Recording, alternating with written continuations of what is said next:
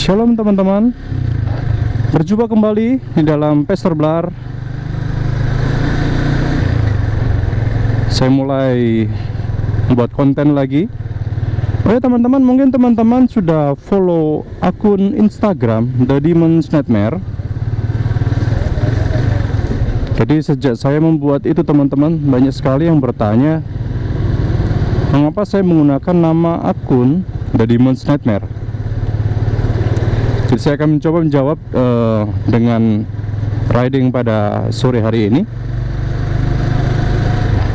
Di dalam Alkitab teman-teman, dikatakan ada nas yang mengatakan seperti ini, bahwa perjuangan kita bukanlah melawan darah dan daging, tetapi melawan pemerintah-pemerintah, penguasa-penguasa, penghulu udara yang gelap ini. Jadi bisa dikatakan kita ada dalam peperangan, tapi bukan peperangan melawan darah dan daging, tetapi melawan kerajaan kegelapan. Dikatakan pemerintah-pemerintah, penguasa-penguasa, itu bukan berbicara tentang pemerintahan atau penguasa di dalam suatu negara atau kerajaan di dunia, tetapi itu adalah kerajaannya kegelapan. Jadi kalau dikatakan kerajaan, artinya mereka memiliki raja, kemudian mungkin memiliki jajaran-jajaran kabinetnya ya, punya tentara-tentaranya, dan bahkan mungkin punya rakyat-rakyatnya. Jadi peperangan yang dimaksud adalah peperangan rohani, dan itu adalah peperangan yang serius, karena kita tidak melawan satu lawan satu, tetapi kita melawan suatu kerajaan. Itu kenapa firman Tuhan juga dikatakan, kenakanlah seluruh perlengkapan senjata Allah, ya. Jadi itu harus kita gunakan semuanya, karena kita membutuhkannya, bukan tanpa alasan. Alkitab mencatat demikian, dan firman Tuhan itu selalu relevan teman-teman, ya. Bukan hanya di masa itu ketika firman itu disampaikan, tetapi sampai hari ini firman itu juga relevan, ya. Firman Tuhan tetap, firman Tuhan itu iya dan amin. Bahkan dikatakan firman Tuhan itu adalah kekuatan Allah sendiri. Jadi teman-teman, kemudian kita kembali kepada bahasan kita, kenapa The Demon's Nightmare, mimpi buruk iblis. Ya, itu maksudnya ya. Jadi firman Tuhan juga berkata bahwa roh yang ada di dalam kita itu lebih besar dari roh yang ada di dunia ini. Bahkan waktu itu ketika Tuhan Yesus ada di dunia, ya, kita ingat ketika Tuhan waktu itu setelah menyeberang sungai, bukan sungai ya, tapi danau. Waktu itu terjadilah angin ribut, ya, di danau itu, di danau di Galilea. Kemudian sampailah Tuhan itu di tempat yang bernama Gerasa, kota Gerasa. Berjumpalah dia dengan orang yang dirasuki oleh legion. Jadi jumlahnya banyak sekali ya, setannya, roh-roh jahatnya. Dan waktu itu legion gemetar ketika bertemu dengan Tuhan, ya. Anak Allah yang hidup, ya, apa yang kau mau daripadaku?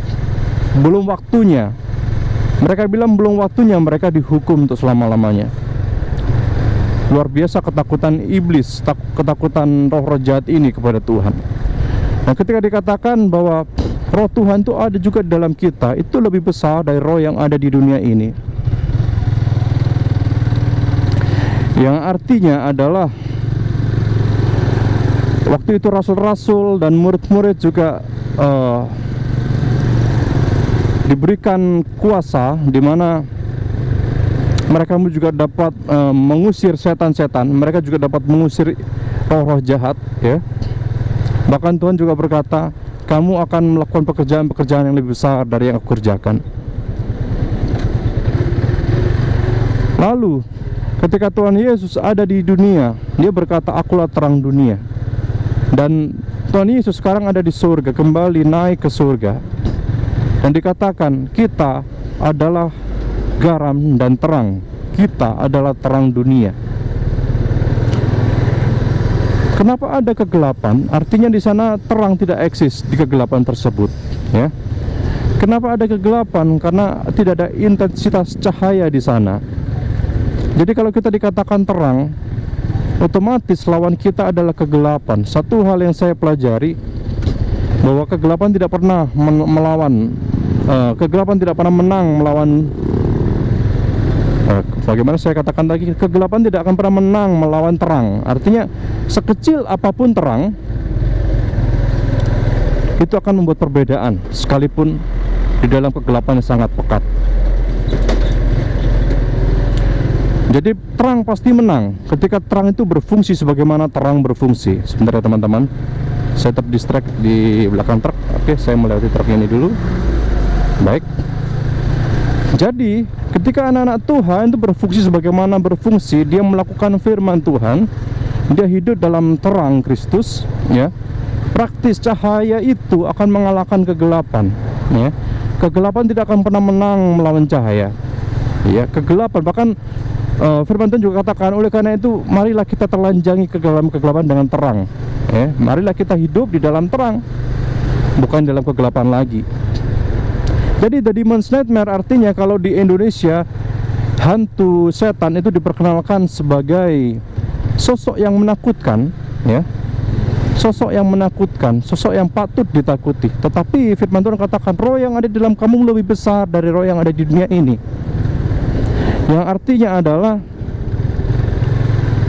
seharusnya kita lah yang ditakuti oleh mereka ketika kita eksis sebagai anak Tuhan, ketika kita eksis melakukan kehendak Tuhan, melakukan firman Tuhan.